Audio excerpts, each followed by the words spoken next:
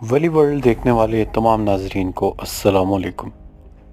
دوستو، امید کرتا ہوں آپ سب خیریت سے ہوں گے۔ دوستو، اللہ تعالیٰ نے انسان کو اس کی ذہانت کی وجہ سے اشرف المخلوقات کا لقب دیا ہے، اور مزید یہ کہ قرآن میں بار بار غور و فکر کرنے کا ارشاد ہے۔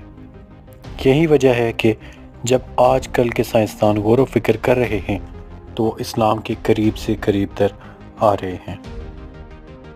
دوستو، آپ سب واقعہ معراج کی تفصیل سے آگاہ ہوں گے، اور اس کا ذکر بہت سی احادیث میں بھی ملتا ہے۔ واقعہ معراج کے بعد بہت سے لوگ اور صحابہ نے آپ صلی اللہ علیہ وسلم سے اس واقعہ کی تفصیل معلوم کرنے کے لیے آپ کے پاس حاضر ہوئے۔ بہت سے لوگ بےتاب تھے کہ یہ سفر کیسا رہا ہے۔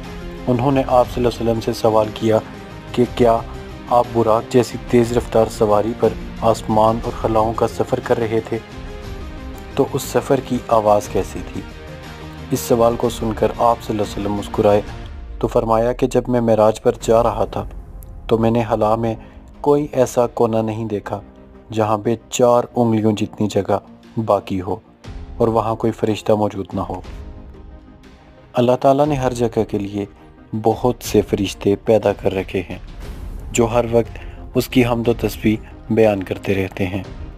آپ صلی اللہ علیہ وسلم نے فرمایا کہ جب میں نے آسمان کی سیر کی تو تمام کے تمام آسمان لرز اور چٹک رہے تھے کہ ابھی گر جائیں گے۔ تو صحابہ نے عرض کی کہ یا رسول اللہ، اتنے مضبوط اور بڑے آسمان کیسے چٹک سکتے ہیں؟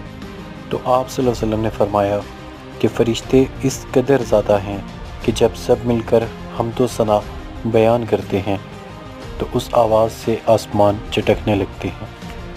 یہ تو سب وہ مشاہدات ہیں جو آپ صلی اللہ علیہ وسلم نے واقعہ معراج میں دیکھے، لیکن حیرت کی بات یہ ہے کہ کچھ عرصے قبل ناسا نے ایک دریافت کی جو بہت حیران کن تھی۔ اس سے پہلے سائنسدانوں کا یہ خیال تھا کہ خلا میں کوئی مادہ موجود نہیں، اس وجہ سے کسی آواز کے پیدا ہونے کا سوال ہی نہیں اٹھتا۔ اسی طرح سورج اور دیگر سیارے جو آواز پیدا کرتے ہیں وہ خلا میں سنائی نہیں دیتی۔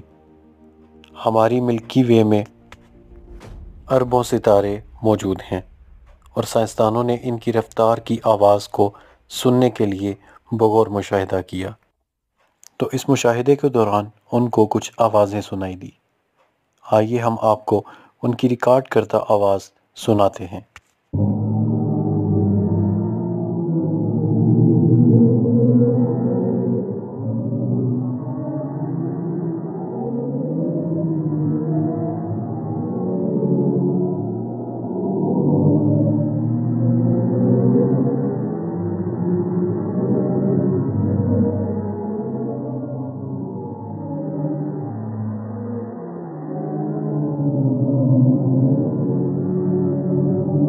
دوستو، آپ نے سنا کہ یہ آواز بہت بلند اور ایک ردم میں گونجتی ہے۔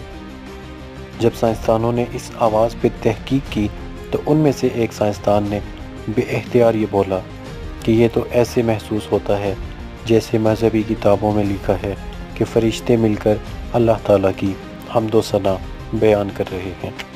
اس سائنسدان کا یہ بیان تو بے ساختہ تھا، لیکن یہ ایک سچ ہے۔ بہت سی احادیث سے بھی یہ واضح ہے، اور واقعہ معراج اس کا منہ بولتا ثبوت ہے۔ سائنسدانوں نے جب سورج کا مشاہدہ کیا اور اسی فریکوینسی کو سافٹ ویئر میں چیک کیا تو اس کی آواز اتنی خوفناک تھی کہ قابل سماعت نہیں تھی۔ اللہ تعالیٰ کا یہ بہت بڑا کرم ہے کہ اس نے خلا کو آواز کے گزرنے کا راستہ نہیں دیا۔